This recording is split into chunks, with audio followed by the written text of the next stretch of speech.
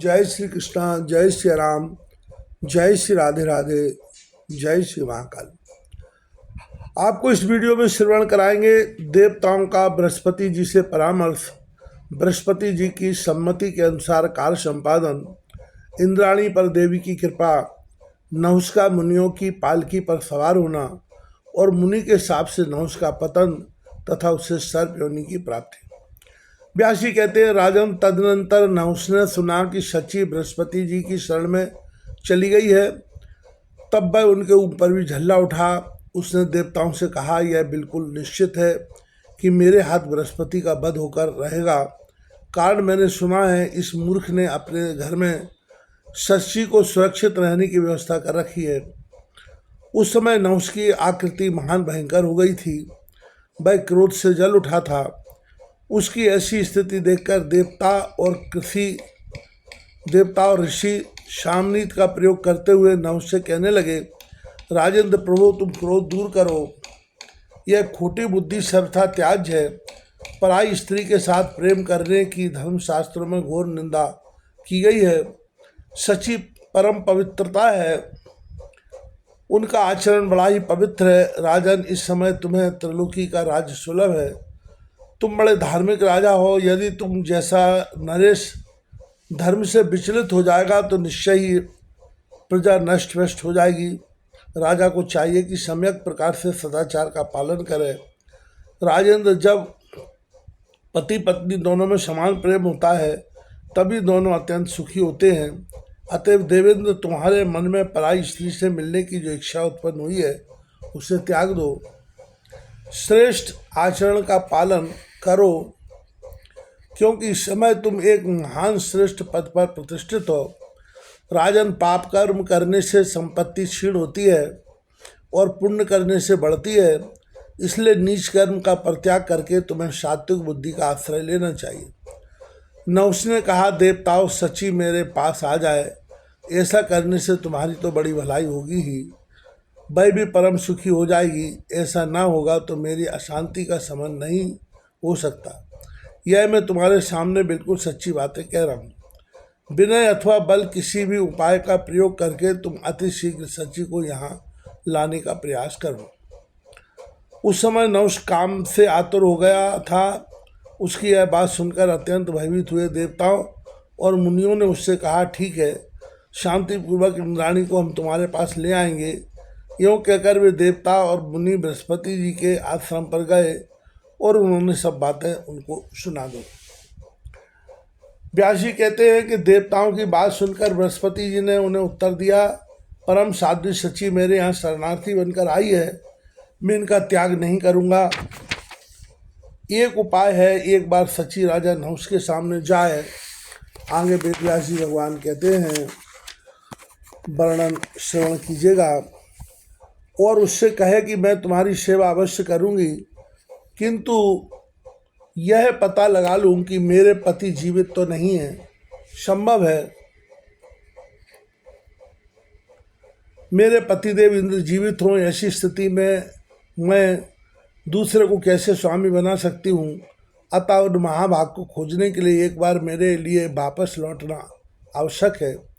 इंद्राणी को चाहिए कि इस प्रकार कहकर नहुष को धोखे में डाल दे, फिर जैसा मैं बताऊं उसके अनुसार पतिदेव को ले आने का प्रयत्न करना चाहिए। इस प्रकार आपस में परामर्श करके जितने भी देवता थे वे सबके सब शची को साथ लेकर नहुष के पास पहुँचे। जब उस बनावटी इंद्र नहुष ने देखा कि देवता आ गए और साथ में शची भी है, तब उसके हर्ष की सीमा न रही। वह ठाका मारकर हंसा और शची से कहने लगा, प्रिय चारु लोचने, इस समय मैं इंद्र के पद पर प्रतिष्ठित हूँ। देवताओं ने मुझे यह गौरव प्रदान किया है। अखिल भूमंडल का शासन सूत्र मेरे हाथ में है। अतः अब तुम मेरी सेवा में आ जाओ।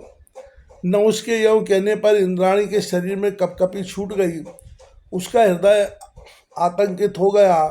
फिर संभल कर वे उससे कहने लगी, देवेश्वर के पद पर शोभा पाने वाले नरेश, आपसे मैं एक अभिलषित वर की याचना करती हूँ। उस समय तक आप प्रतीक्षा करें जब तक कि मैं यह निर्णय न कर लूँ कि मेरे पति इंद्र जीवित है या नहीं, क्योंकि इस बात का संदेह मेरे मन में बना हुआ है। अभी तक मुझे ठीक ठीक पता ही नहीं कि उनका मरण हो गया अथवा वे कहीं चले गए। सची ने जब इस प्रकार उससे कहा तब उसके मुख पर प्रसन्नता छा गई।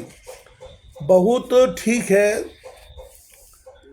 ऐसा ही हो कहकर बड़े उत्साह के साथ नहुष ने सची देवी को वहाँ से जाने की आज्ञा दे दी। उससे छुटकारा पाने पर इंद्राणी तुरंत देवताओं के पास गई और उनसे कहा, आप लोग बड़े उद्यमशील पुरुष हैं, अब मेरे पतिदेव को यहाँ लौटा लाने का प्रयत्न कीजिए। सची देवी के इस पवित्र एवं मधुर वचन को सुनकर देवता बड़ी सावधानी के साथ इंद्र के विषय में विचार करने लगे। राजेंद्र कर्तव्य निश्चित हो जाने पर वे परम प्रभु भगवान श्री विष्णु के धाम में गए और उनकी स्तुति करने लगे। आदिदेव भगवान विष्णु अखिल जगत के स्वामी हैं। शरण में आए हुए व्यक्ति पर कृपा करना उनका स्वभाव ही है।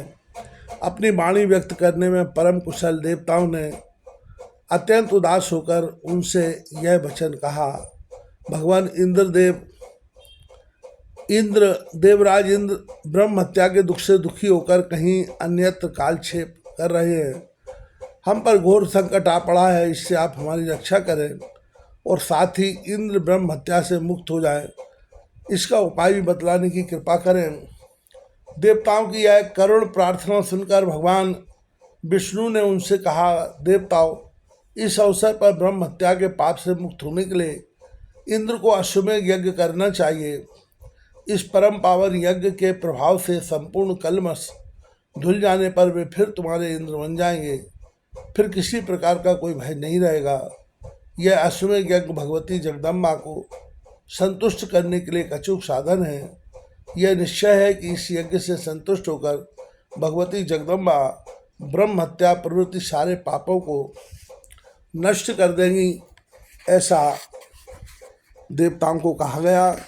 आगे वेदव्यासी भगवान लिखते हैं, और इंद्राणी भी नियम पूर्वक भगवती जगदम्बा की आराधना में लग जाएं। भगवती जगदम्बा करुणा कल्याणमयी हैं, इनकी आराधना करने पर सुखी होने में कोई संदेह नहीं है। देवताओं, अब अपने ही किए हुए पाप से नहुष का बहुत शीघ्र संहार हो जाएगा। इंद्र भी अश्वमेध यज्ञ के प्रभाव से पुण्यात्मा बनकर अपनी संपत्ति प्राप्त कर लेंगे। उन्हें अपना सर्वोत्तम आसन पुनः सुलभ हो जाएगा। अमित तेजस्वी भगवान विष्णु की यह पवित्र वाणी सुनते ही बृहस्पति जी को अपना अगुआ बनाकर वे उस अभिगत स्थान पर चले गए जहाँ इंद्र कालक्षेप कर रहे थे। उन्होंने वहाँ पहुंचकर इंद्र को आश्वासन दिया और सर्वोत्तम यज्ञ कराने की समुचित व्यवस्था की। उस यज्ञ के संपन्न हो जाने पर भगवान श्री हरि पधारे और उनके द्वारा ब्रह्म हत्या को विभाजित करके वृक्षों, नदियों, पर्वतों और स्त्रियों पर फेंक दिया गया। यूँ ब्रह्म हत्या से मुक्त होकर इंद्र पुनः शुद्ध हो गए। यद्यपि उनकी चिंता शांत हो गई थी, फिर भी अपने अच्छे दिन की प्रतीक्षा करते हुए वे जल में ही ठहरे रहे। एक कमल का नाल उनका आश्रय बना था, कोई भी प्राणी उन्हें देख नहीं सकता था। अतः इंद्राणी के दुख का अंत नहीं हुआ। इंद्र के विरह में व्याकुल होकर वे बृहस्पति जी से कहने लगी, महाराज, अश्वमेध यज्ञ कर चुकने पर भी मेरे पतिदेव सामने क्यों नहीं आते? मैं अपने उन प्राणनाथ को कैसे देखूंगी? इसका उपाय मुझे बताने की कृपा करें। बृहस्पति जी ने कहा, पौलोमी, अब तुम कल्याण स्वरूपनी भगवती जगदम्बा की आराधना करो। पतिदेव सामने आ सकेंगे, तुम्हारे द्वारा सुपूजित होने पर भगवती जगदम्बा नहुष की शक्ति कुंठित कर देंगी। भगवती के प्रयास से मोहित होकर वह नरेश इंद्र पद से च्युत हो जाएगा। राजन, बृहस्पति के इस प्रकार कहने पर इंद्राणी ने उनसे मंत्र का पूर्ण ज्ञान प्राप्त कर लिया तथा पूजन की विधियां भी समझ ली। यों गुरु के अनुग्रह से मंत्र का ज्ञान हो जाने पर सची ने भगवती भुवनेश्वरी की सम्यक प्रकार से आराधना आरंभ कर दी। उस समय इंद्राणी पूर्ण तपस्विनी बन गई थी। उन्होंने अन्य प्रकार के समस्त भोग त्याग दिए थे। अपने प्राणनाथ के दर्शन की लालसा से देवी पूजन में ही उनका सारा समय व्यतीत होने लगा। कुछ दिनों तक आराधना करने के पश्चात भगवती जगदम्बा प्रसन्न हो गई। उन्होंने इंद्राणी को साक्षात दर्शन दिए। वर देने के लिए पधारी हुई देवी का रूप बड़ा ही मनोहर था। वे हंस पर विराजमान थी। उनके श्री विग्रह से करोड़ों सूर्यों के समान प्रकाश फैल रहा था। उनमें इतनी शीतलता थी मानो करोड़ों चंद्रमा हों। करोड़ों बिजलियों के एक साथ चमकने के समान उनके शरीर से चमचमाहट निकल रही थी। उन्हें चारों वेद पूर्ण अभ्यस्त थे। उनकी भुजाएं पाश, अंकुश और अभय मुद्रा से सुशोभित थी। उन्होंने मोती का स्वच्छ हार पहन रखा था जिसकी लंबाई पैरों तक थी। उनका मुख मुस्कान से भरा था। 3 नेत्र मस्तक की शोभा बढ़ा रहे थे। ब्रह्मा से लेकर कीट तक जितने प्राणी हैं उन सब की जननी कहलाने का सौभाग्य एकमात्र उन्हीं को प्राप्त है। वे करुणा रूपी अमृत की अगाध समुद्र है। अनंत कोटि ब्रह्मांडों पर इन परमेश्वरी का नियंत्रण है। इनमें अत्यंत सौम रस भरे पड़े हैं। जो सबकी स्वामिनी सर्वज्ञ कूटस्थ एवं अक्षरमयी है, वे भगवती जगदम्बा प्रसन्न होकर अत्यंत हर्ष प्रकट करती हुई मेघ की भांति गंभीर वाणी में इंद्राणी से कहने लगी। देवी ने कहा, सुंदर कटी भाग से शोभा पाने वाली इंद्र प्रिय, अपना अभिलषित वर मांगो। मैं प्रसन्नता पूर्वक देने के लिए तैयार हूँ, क्योंकि तुमने सम्यक प्रकार से मेरी आराधना की है।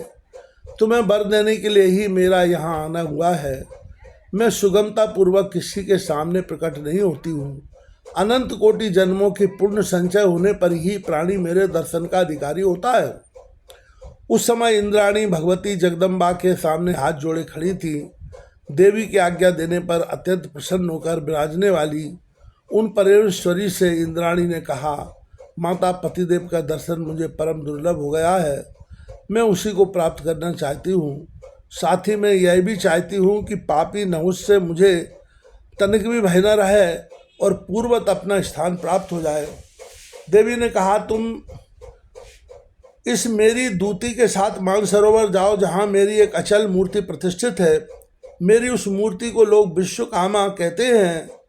वहाँ इंद्र से तुम्हारी भेंट हो जाएगी। इस समय वे भय से घबराकर महान दुख का अनुभव कर रहे हैं।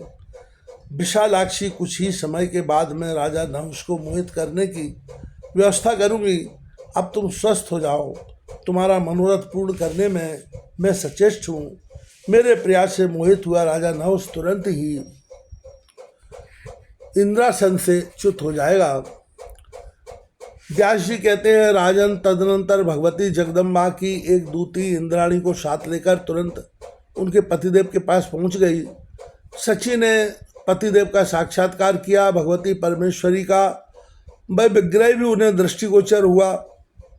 उस समय वही देवराज छिपकर कालक्षेप कर रहे थे। इंद्राणी के मन में बहुत दिनों से पतिदेव के दर्शन की अभिलाषा लगी हुई थी। अविष्ट कार्य सिद्ध हो गया। इससे वे प्रसन्नता से गदगद हो गई। व्यास जी कहते हैं, राजन, विशाल नेत्र वाली इंद्राणी का हृदय चिंता से भरा था। ऐसी अपनी प्राण प्रिया को सामने उपस्थित देखकर इंद्र आश्चर्य प्रकट करते हुए उनसे कहने लगे, प्रिय, तुम यहाँ कैसे आ गई? मैं यहाँ हूँ, यह रहस्य तुम्हें कैसे मालूम हो गया? सुभान ने मेरे यहाँ रहने की बात जानने में संपूर्ण प्राणी असमर्थ है। सची ने कहा, प्रभु, इस समय भगवती जगदम्बा के कृपा प्रसाद से मुझे आपकी जानकारी प्राप्त हुई है। देवेश्वर, उन्हीं की कृपा के सहारे मैं आपको पा सकी हूँ। देवताओं और मुनियों ने नहुस नाम वाले एक राजर्षि को आपके स्थान पर नियुक्त कर दिया है। उसके द्वारा मैं अत्यंत कष्ट पा रही हूँ। बलार्दन, वह नीच मुझसे यूँ कहता है कि सुंदरी, तुम मुझे पति रूप से स्वीकार कर लो। मैं ही देवताओं का अध्यक्ष इंद्र हूँ। पतिदेव, अब मैं क्या करूँ? इंद्र ने कहा, बरारोहे कल्याणी, जिस प्रकार अनुकूल समय की प्रतीक्षा करते हुए मैं यहाँ ठहरा हूँ, वैसे ही तुम भी अपने मन में धैर्य रखकर कालक्षेप करो। आगे वेद व्यास जी भगवान वर्णन करते हुए लिखते हैं। व्यास जी कहते हैं, राजन, परम आदरणीय, पतिदेव के यों कहने पर भी इंद्राणी के मन का संताप दूर नहीं हुआ। कांपती तथा लंबी सांस खींचती हुई वे इंद्र से कहने लगी, महाभाग में कैसे कहूँ, नहुष अत्यंत दुराचारी है। बर पा जाने से वह अभिमान में प्रमत्त रहता है। अब इस आपत्ति काल में पतिविहीन रहकर मैं कैसे समय व्यतीत करूँगी। इंद्र बोले, बरान्ने मैं तुम्हें उपाय बताता हूँ, उसे करो, तभी इस दुखप्रद समय में तुम्हारी शील की रक्षा हो सकेगी। राजा नहुष बड़ा पापी है। जब बलपूर्वक तुम्हें प्राप्त करने की चेष्टा करे तब प्रतिज्ञा करवा कर उसे धोखे में डाल देना। मदाल से तुम एकांत में नहुष के पास जाकर कहना कि जगत प्रभु, आप ऐसी दिव्य सवारी से पधार कर मुझे स्वीकार कीजिए जिसे ऋषि ढोते हो। ऐसा होने पर मैं प्रसन्नतापूर्वक आपके वश में हो जाऊंगी, क्योंकि मैं इस प्रकार का नियम बना चुकी हूँ। उस कामांध नरेश द्वारा मुनि लोग पालकी ढोने में नियुक्त किए जाएंगे। ऐसी स्थिति में यह निश्चित ही उन तपस्वियों के साप से नहुष जलकर भस्म हो जाएगा। इस कार्य में भगवती जगदम्बा तुम्हारी सहायता करेंगी। भगवती जगदम्बा को स्मरण करने वाला व्यक्ति कभी भी संकट में नहीं पड़ सकता। यदि कभी दुखदायी समय सामने आ जाए तो यही समझना चाहिए कि इसमें भी हमारा कल्याण ही हेतु है। अतएव तुम मणि पर्वत पर विराजमान रहने वाली भगवती भुवनेश्वरी की सम्यक प्रकार से आराधना में तत्पर हो जाओ और बृहस्पति जी के कथनानुसार उनका पूजन करती रहो।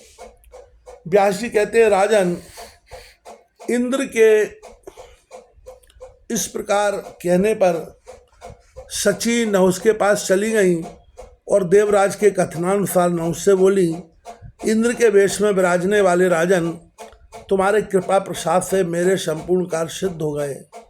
परंतु देव, तुम बड़े शक्तिशाली पुरुष हो। मेरे मन में अभी एक मनोरथ छिपा हुआ है, उसे सुनो। राजन, मेरी यही अभिलाषा पूर्ण कर दो, फिर तो तुम्हारे अधीन रहना मैं स्वीकार कर लूँगी। तब नहुष ने कहा, चंद्रवदने, तुम अपना भाई कार्य बतलाओ। तुम्हारा मनोरथ सिद्ध करने के लिए मैं अभी तैयार हूँ। शुभ गुरु, तुम मुझे बता भर दो, मैं परम दुर्लभ वस्तु भी तुम्हारे लिए सुलभ कर दूंगा। शची ने कहा, राजेंद्र, मैं कैसे कहूँ, क्योंकि तुम्हारे प्रति मेरा मन अभी पूरा विश्वासी नहीं है। तुम प्रतिज्ञा करके सत्य के बंधन में बंध जाओ, तभी मैं अपना अभिप्राय व्यक्त करूँगी। राजन, यदि तुम्हारे द्वारा मेरी शुद्ध पूर्ण हो गई तो मैं सदा के लिए तुम्हारी दासी बन जाऊँगी। नहुष बोला, सुंदरी, मैं तुम्हारे वचन का पालन अवश्य करूँगा, इसमें कोई संशय नहीं है। यदि मैं तुम्हारी बातों का आदर करूं तो आज तक यज्ञ और दान के फलस्वरूप मेरा जो संचित पुण्य है वह सब नष्ट हो जाए। शची ने कहा, हाथी, घोड़े और रथ इंद्र की सवारी में काम आते हैं। विष्णु के गरुड़, यमराज के महेश, शंकर के वृषभ और ब्रह्मा के हंस वाहन हैं। कार्तिकेय मोर पर तथा गणेश जी चूहे पर चढ़कर यात्रा करते हैं। सुरादेव, मैं चाहती हूँ कि तुम्हारा वाहन इन सभी वाहनों से विलक्षण हो। तुम्हारा वाहन वह होना चाहिए जो आज तक विष्णु, रुद्र तथा असुरों और राक्षसों के लिए भी अलग रहा हो। महाराज, मैं चाहती हूँ कि अपने व्रत में अटल रहने वाले प्रधान मुनिगण तुम्हारी पालकी ढोवे। राजन, ये सभी मुनि सवारी में जोड़ दिए जाएं, बस यही मेरा मनोरथ है, क्योंकि नरेंद्र, मेरी समझ से तुम्हारी प्रभुता संपूर्ण देवताओं से बढ़ चढ़कर है। ऐसा करने से तुम्हारा तेज निखर उठेगा। व्यास जी कहते हैं, राजन, सची देवी की उक्त बातें सुनकर वह प्रचंड मूर्ख नहुष हंस पड़ा। कारण महामाया के प्रभाव से उसकी बुद्धि मारी जा चुकी थी। उसने तुरंत इंद्राणी की प्रशंसा करते हुए कहा, नहुष ने कहा, सुंदरी, तुमने बहुत ठीक कहा है, मुझे भी यही सवारी पसंद है। मैं सम्यक प्रकार से तुम्हारे कथन का पालन करूँगा। जिसमें थोड़ा पराक्रम हो वह भले ही मुनियों को सवारी ढोने के काम में न लगा सके, किंतु मैं तो ऐसा नहीं हूँ। अतः शुचि स्मृति, मैं इसी सवारी पर चढ़कर तुम्हारे पास आऊँगा। मुझ में तपस्या का अपार बल है। मैं त्रिलोकी भर में सबसे अधिक सामर्थ्य रखता हूँ। मेरे विषय की यह जानकारी प्राप्त हो जाने पर संपूर्ण देवता तथा सप्तर्षिगण मेरी प्रशंसा करेंगे। व्यास जी कहते हैं, राजन, इस प्रकार वार्तालाप करने के पश्चात उस परम संतुष्ट नहुष ने सची को अपने स्थान पर जाने की आज्ञा दे दी। वह कामांध हो रहा था। उसे समस्त मुनियों को बुलाकर उनके सामने अपनी बात रख दी। नहुष ने कहा, विप्रो, अब इंद्र कहलाने का सौभाग्य मुझे प्राप्त है। मेरे पास सारी शक्तियां हैं। इस अवसर पर आप लोग प्रसन्नतापूर्वक मेरे कार्य साधन में तत्पर हो जाएं। इंद्र का आसन मुझे मिल चुका है, परंतु इंद्राणी अभी मेरे पास नहीं आ सकी। उसके आने का क्या साधन है, इस विषय में पूछने पर उसने प्रेम पूर्वक मुझसे कहा है, देवेंद्र मुनिगण जिस सवारी को चलावें उस पर चढ़कर आप मुझे पाने के लिए पधारिए। आदरणीय मुनियों, मेरा यह कार्य अत्यंत कठिन है, पर आप बड़े दयालु हैं। मेरा यह कार्य सम्यक प्रकार से सिद्ध हो, आप वही करें, क्योंकि सच्ची में आसक्त मेरा मन निरंतर संतप्त है। इस अवसर पर मेरे पास आश्रय के केवल आप ही हैं, अतः इस महान कार्य को संपन्न करने की अवश्य कृपा करें। राजन, उन श्रेष्ठ ऋषियों में अगस्त्य जी सबसे प्रमुख थे। कृपालु होने के कारण अथवा होनहारवश नहुष की यह खोटी बात सुनकर व्यवसाय करने के लिए वे सहमत हो गए। तब उन तत्वदर्शी मुनियों ने सची में आसक्त हुए उस नरेश की बात स्वीकार कर ली। तब तो उसके हर्ष की सीमा नहीं रही। वह तुरंत एक परम मनोहर पालकी पर बैठा और दिव्य मुनियों को उसे ढोने के लिए नियुक्त करके सर्प सर्प अर्थात चलो चलो यूँ कहने लगा। उस समय कामातुर हो जाने से नहुष की बुद्धि मारी जा चुकी थी। उसने अगस्त्य जी के आगे वेदव्यास जी भगवान वर्णन करते हुए लिखते हैं, श्रवण कीजिएगा। मस्तक पर अपने पैर से मार दिया। लोपामुद्रा के प्राणपति अगस्त्य जी परम श्रेष्ठ तपस्वी माने जाते हैं। वातापी नामक राक्षस उनका भक्ष्य बन चुका है। एक बार वे समुद्र को पी गए थे। पापी नहुष ने ऐसे स्वयं अगस्त्य जी पर कोड़े से भी चोट पहुंचा दी। इंद्राणी के चिंतन में अत्यंत व्याकुल उस नरेश के मुख से मुनियों के प्रति सर्प सर्प अर्थात चलो चलो यही शब्द बारंबार निकल रहे थे। फिर तो अगस्त्य जी ने कुपित होकर नहुष को साप दे दिया। कहा, अरे नीच, तू वन में भयंकर शरीर वाला एक महान सर्प बन जा। इस सर्प योनि में अनेक हजार वर्ष तक तुझे अपार कष्ट भोगने पड़ेंगे। तू शक्ति संपन्न होकर वन में विचरेगा। धर्म के अंश से युधिष्ठिर नामक एक पुण्यात्मा पुरुष प्रकट होंगे, उनसे तेरी भेंट होगी। तब उनके मुख से प्रश्नों के उत्तर सुन लेने के पश्चात तू मुक्त हो जाएगा। व्यास जी कहते हैं, इस प्रकार मुनिवर अगस्त्य जी ने साप देने पर राजर्षि नहुष ने उनकी स्तुति की। तुरंत ही उसकी आकृति सर्प के समान बन गई और वह स्वर्ग से गिर पड़ा। तदनंतर बृहस्पति जी बड़ी शीघ्रता के साथ मानसरोवर गए और उन्होंने वहाँ के सब समाचार विस्तार पूर्वक इंद्र को सुना दिए। नहुष स्वर्ग से गिर गया इत्यादि बातें सुनकर देवराज के मन में प्रसन्नता छा गई। राजन नहुष अब धरातल पर चला गया। यह देखकर सभी देवता भी मुनियों सहित उसी मानसरोवर पर इंद्र के पास गए और देवराज को आश्वासन देकर उन्होंने इंद्र को स्वर्ग में ले जाने की व्यवस्था की।